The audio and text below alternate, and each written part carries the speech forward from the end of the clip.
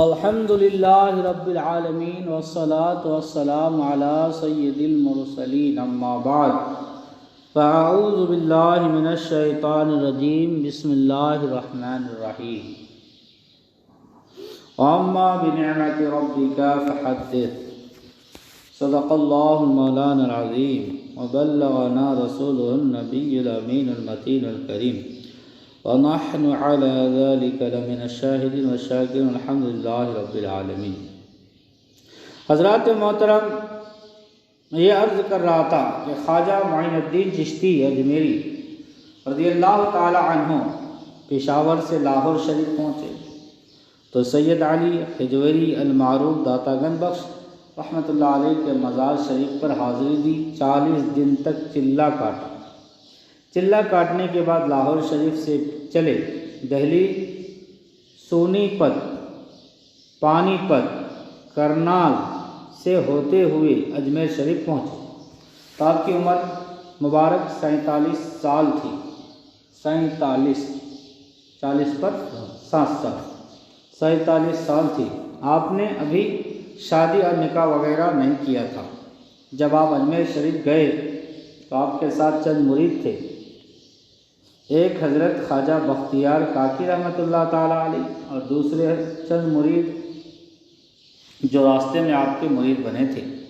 اس کے علاوہ اور آپ کے پاس کچھ بھی نہیں تھا، کوئی اسلحہ، بندوقیں، تلواریں، کچھ بھی نہیں تھا۔ کیوں؟ اس لیے کہ ان اللہ والوں کو فوجوں، تلواروں، بندوقوں کی ضرورت نہیں ہوتی، بلکہ یہ اللہ والے جو کچھ کرنا چاہتے ہیں تو اپنی پاک نظروں سے ہی کر دیتے ہیں۔ اللہ والوں کی پاک نظر کے بارے میں ڈاکٹر محمد اقبال مرحوم نے کیا خوب نقشہ کھینچا ہے۔ فرماتے ہیں، انہیں کیا ضرورت ہے تیر و کمان کی، انہیں کیا ضرورت ہے تیر و کمان کی، نظر سے اڑائیں جو دل کا نشان، جو دل کا نشان۔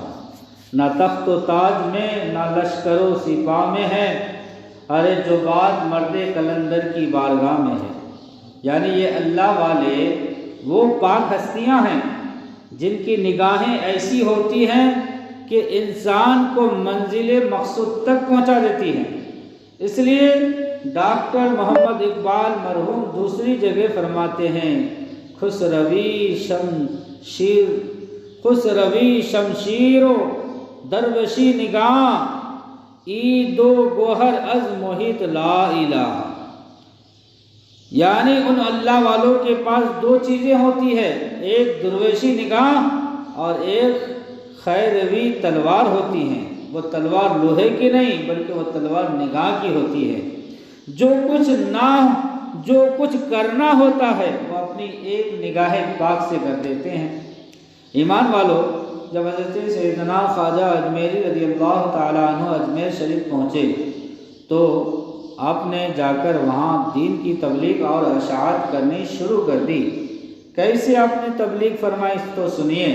دہلی کا جو راجہ تھا وہ ہندو تھا اور اس کے وہاں کوئی نرینہ اولاد نہ تھی۔ اس نے اپنے نواسے کو یعنی بیٹی کے بیٹے جس کا نام تھا پرتھوی راج، اس کو اجمیر کی حکومت دی ہوئی تھی۔ وہ اجمیر کا راجہ تھا، اس کو رائے پتھورا بھی کہتے تھے۔ دہلی میں تلوار خاندان کا عروج تھا۔ اجمیر میں چوہان فوج میں راٹھور کا غلبہ تھا۔ گجرات میں کاٹھیا واڑ کا عروج تھا۔ پورے ہندوستان میں سب سے زیادہ تاریک زمین یہی زمین تھی، یعنی اندھیری۔ تاریک یعنی اندھیری زمین کون سی زمین تھی؟ یہ اجمیر کی کفر گڑھ تھا۔ اس زمین پر 150 راجے مہاراجے رہتے تھے۔ چھوٹی چھوٹی ریاستیں تھیں، ان ریاستوں کے مختلف راجے ان کو چلاتے تھے۔ اسی لیے آج تک اس سرزمین کا نام ہے راجستھان۔ مثلا عرب علاقے میں جو رہتے ہیں ان کو کہتے ہیں عربستان، اور جو انگریز رہتے ہیں اس کو کہتے ہیں انگلستان۔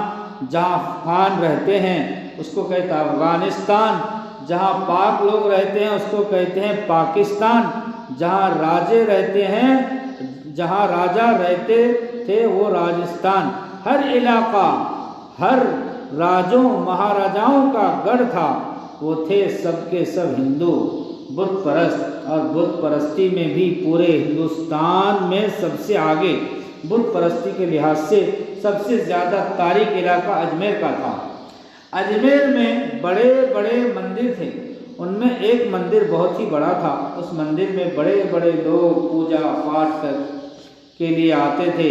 غریب لوگ اس مندر میں نہیں آ سکتے تھے، بلکہ غریب لوگوں کے لیے، چھوٹے لوگوں کے لیے چھوٹے چھوٹے اور مندر بنے ہوتے تھے۔ وہ مندر خاص راجاؤں مہاراجاؤں اور ان کی رانیاں اور مہارانیوں کے لیے مختص تھا۔ غریب لوگ تو اس میں کسی حال میں جا سکتے ہی نہیں تھے، کیونکہ اس مندر میں جو خدا تھے وہ امیر و رئیسوں کے خدا تھے۔ اس مندر کی یہ کیفیت تھی کہ راجے نے کئی گاؤں اس مندر کے نام لگا رکھے تھے۔ ان تمام زمینوں کی آمدنی اس مندر پر صرف ہوتی تھی، یعنی خرچ کیا جاتا تھا۔ اس کا ہر روز کتنا خرچہ تھا آپ صرف اس بات سے اندازہ لگا لیں کہ ہر روز رات کے وقت اس مندر میں اتنے چراغ جلتے تھے کہ روزانہ 350 من سرسوں کا تیل ان چراغوں میں جلتا تھا۔ اللہ غنی، ایک سال میں نہیں، 6 مہینے میں نہیں، 1 مہینے میں نہیں، بلکہ ہر روز، اور اس مندر کی خدمت کے لیے سینکڑوں کی تعداد میں ہر وقت ملازمین رہتے تھے۔ ان ملازمین کی مختلف ڈیوٹیاں تھیں۔ کسی کی ڈیوٹی تھی چراغوں کو صاف کرنا، تیل ڈالنا، بتیاں درست کرنا، ان کو جلانا بجھانا۔ کسی کی ڈیوٹی تھی مورتیوں کو صاف کرنا، ستھرا کرنا۔ کسی کی ڈیوٹی تھی کہ آنے والے مہمان کو ان مورتیوں کا تعارف کرانا کہ یہ مورتی لڑکا دیتی ہے، یہ لڑکی دیتی ہے، یہ مورتی ہوائیں چلاتی ہے، یہ بارش برساتی ہے، یہ مورتی بیڑا اتراتی ہے، یہ بیڑا غرق کرتی ہے۔ اس مندر کے ساتھ ایک تالاب تھا، اس کا نام تھا آنا ساگر۔ کیا نام تھا؟ آنا ساگر۔ اس تالاب کے متعلق ہندوؤں کا یہ عقیدہ تھا جو اس تالاب میں ایک مرتبہ نہا لے، ایک غوطہ لگا لیں یعنی ڈبکی لگا لیں، اس کی عمر بھر کے گناہ جھڑ جاتے ہیں۔ یہ ہندوؤں کا عقیدہ، دھل جاتے ہیں، معاف ہو جاتے ہیں، اور وہ پاک پوتر ہو جاتا ہے۔ دور دور سے ہندو اپنے گناہوں کو جھاڑنے کے لیے آتے تھے، گناہوں کی ٹوکری سر پر اٹھا کے لاتے تھے، اور وہ سارا ٹوکریاں آنا ساگر میں گرا کے پاک پوتر ہو کے جاتے تھے، اور اس پانی کو تبرک کے طور پر اپنے اپنے گھروں میں لے جاتے تھے۔ پھر وہ پانی اپنے بچوں کو پلاتے، ان کو ان کے جسموں پر ملتے تھے وغیرہ وغیرہ۔ ادھر خواجہ غریب نواز رحمۃ اللہ تعالیٰ علیہ اسی آنا ساگر تالاب کے پاس ذرا ہٹ کر ڈیرا ڈال کر بیٹھ گئے۔ اتنے میں نماز کا ٹائم ہو گیا۔ خواجہ غریب نواز رحمۃ اللہ علیہ نے فرمایا، قطب الدین عرض کی جی حضور۔ فرمایا بیٹا اٹھو، نماز کا وقت ہو چکا ہے، وضو کر کے اذان دو۔ خواجہ قطب الدین بختیار کاکی رحمۃ اللہ علیہ اٹھے اور تالاب کی سیڑھیوں پر بیٹھ کر وضو فرمایا اور اذان دینا شروع کر دی۔ تو اجمیر شریف کے تمام ہندوؤں نے اپنے اپنے گھروں کے دروازے کھول دیے اور گھروں سے باہر آ گئے اور دیکھنے لگے کہ یہ کیا ہو رہا ہے۔ لیکن ادھر حضرت خواجہ قطب الدین بختیار کاکی رحمۃ اللہ علیہ توحید و رسالت کی صدائیں بلند فرما رہے تھے۔ مسلمان ہندوستان کے سب سے زیادہ تاریخ علاقے میں یہ پہلی توحید و رسالت کی صدا تھی جو حضرت خواجہ قطب الدین بختیار کاکی رحمۃ اللہ علیہ بلند فرما رہے تھے، یعنی اذان دے رہے تھے۔ ہندو حیران کھڑے ہیں کہ یہ کیا ہو رہا ہے۔ اذان کے بعد حضرت خواجہ معین الدین چشتی اجمیری رحمۃ اللہ علیہ مصلی امامت پر کھڑے ہو گئے۔ خواجہ قطب الدین بختیار کاکی رحمۃ اللہ علیہ نے تکبیر پڑھی، خواجہ غریب نواز رحمۃ اللہ علیہ نے نماز پڑھانی شروع کر دی۔ تو ہندو اور بھی حیران ہو گئے کہ لوگ کیا کر رہے ہیں، کسے سجدہ کر رہے ہیں، کیونکہ جب ہم سجدہ کرتے ہیں تو ہمارے بت سامنے ہوتے ہیں، ہمارے خدا ہمارے سامنے ہوتے ہیں، اور یہ لوگ بغیر خدا کے سجدہ کر رہے ہیں۔ حضرات محترم، ان ہندوؤں کو کیا معلوم تھا کہ خواجہ غریب نواز رحمۃ اللہ علیہ اور خواجہ غریب نواز رحمۃ اللہ علیہ کے مرید اس خدا کو سجدہ کر رہے ہیں جو خدا ساری کائنات کا بادشاہ ہے، ساری کائنات کا خالق و مالک ہے، جس کی شان یہ ہے ان اللہ علی کل شیء قدیر، کہ بے شک اللہ تبارک و تعالی ہر چیز پر قادر ہے۔ کہ خواجہ غریب نواز رحمۃ اللہ علیہ نے ایک نماز پڑھائی، دوسری پڑھائی، اسی طرح نمازوں کا سلسلہ شروع ہو گیا، اور لوگوں کو دین مصطفیٰ صلی اللہ علیہ وسلم کی تبلیغ بھی شروع فرما دی۔ ادھر شام کا ٹائم ہو گیا، راجہ پرتھوی راج کے وہ ملازمین جو اس کے اونٹ چراتے تھے، شام کے ٹائم پر راجہ پرتھوی راج کے اونٹ لے کر آئے اور خواجہ صاحب سے کہنے لگے فقیر صاحب یہ جگہ خالی کرو۔ فرمایا کیوں؟ ملازمین چرواہے کہنے لگے بابا فقیر اس جگہ راجہ پرتھوی راج کے اونٹ بیٹھیں گے۔ خواجہ غریب نواز رحمۃ اللہ علیہ نے فرمایا کہ اور جگہ تھوڑی پڑی ہیں، کیا ضرورت ہے کہ اونٹ اسی جگہ پر بیٹھیں گے؟ ہم نے جو 4 گز کی جگہ لے لی ہے اس سے کوئی فرق نہیں پڑتا، یہاں دوسری جگہ پر راجہ کے اونٹ بٹھا دو۔ لیکن وہ چرواہے تھے جاہل گنوار، انہوں نے بدتمیزی کے ساتھ خواجہ معین الدین چشتی اجمیری رضی اللہ عنہ کو اٹھنے کو پھر کہا۔ انہیں کیا پتا تھا کہ اللہ والوں کی کیا شان ہوتی ہے۔ جب انہوں نے بار بار حضرت خواجہ معین الدین چشتی اجمیری رضی اللہ عنہ کو اٹھنے کے لیے کہا تو حضرت خواجہ غریب نواز رحمۃ اللہ علیہ نے فرمایا قطب الدین، عرض کیجیے حضور۔ فرمایا بیٹا چلو اٹھو اور مصلی بھی اٹھاؤ، دیکھتے نہیں ہو کہ یہاں راجہ پرتھوی راج کے اونٹ بیٹھنا چاہتے ہیں، چلو ہم کہیں اور جا کر ڈیرا لگائیں، یہاں راجہ پرتھوی راج کے اونٹ بیٹھتے ہیں تو بیٹھے رہنے دو۔ حضرت خواجہ معین الدین چشتی اجمیری رضی اللہ تعالیٰ عنہ اپنے مریدین کو لے کر دوسرے مقام پر چلے گئے۔ جب صبح کا ٹائم ہوا تو چرواہے اونٹوں کو اٹھاتے ہیں، لیکن اونٹ ہے کہ اٹھنے کا نام نہیں لیتے۔ چرواہے حیران ہو گئے کہ یار یہ کیا معاملہ ہو گیا ہے، پہلے یہی اونٹ تھے کہ جب ہمیں دیکھتے تھے تو کھڑے ہو جاتے تھے، لیکن آج یہی اونٹ ہے کہ اٹھنے کا نام نہیں لیتے۔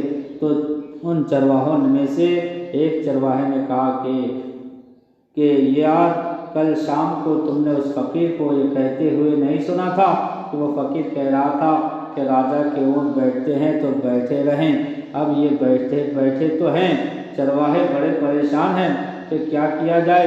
پریشانی کے عالم میں تمام چرواہوں نے مشورہ کیا کہ چلو راجہ پرتھوی راج کو جا کر یہ معاملہ بتاتے ہیں، وہ جو کہیں گے اسی کے مطابق فیصلہ کیا جائے گا۔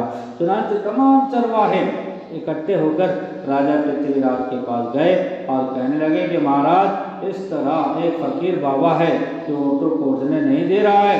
راجہ نے کہا کیوں نہیں اٹھنے دیتا؟ ملازمین نے کہا کہ حضور معلوم ہوتا ہے کوئی جادوگر ہے، جادو کر کے ہمارے اونٹ اٹھنے نہیں دے رہا ہے۔ راجہ پرتھوی راج نے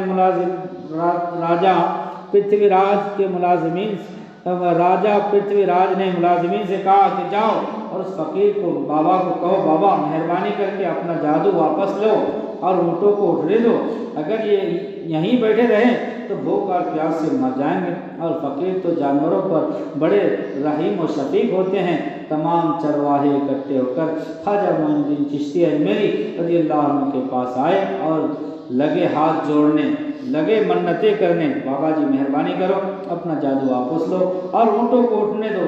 خواجہ معین الدین چشتی اجمیری رضی اللہ عنہ نے فرمایا کہ کل تم نے ہمارے ساتھ بدتمیزی کی تھی، لہذا ہمیں بڑی تکلیف ہوئی، اور یاد رکھو جو فقیروں کو ناراض کرتے ہیں وہ خدائے ذوالجلال کو ناراض کرتے ہیں۔ جب تم نے خدائے ذوالجلال کو ناراض کیا تو اونٹ تم لوگوں سے ناراض ہو گئے تھے۔ اچھا آئندہ کے لیے کوئی گستاخی نہ کرنا، اور یاد رکھو ہمارا جادو سے کوئی تعلق نہیں، ہم تو پیارے خدائے ذوالجلال کو ماننے والے ہیں۔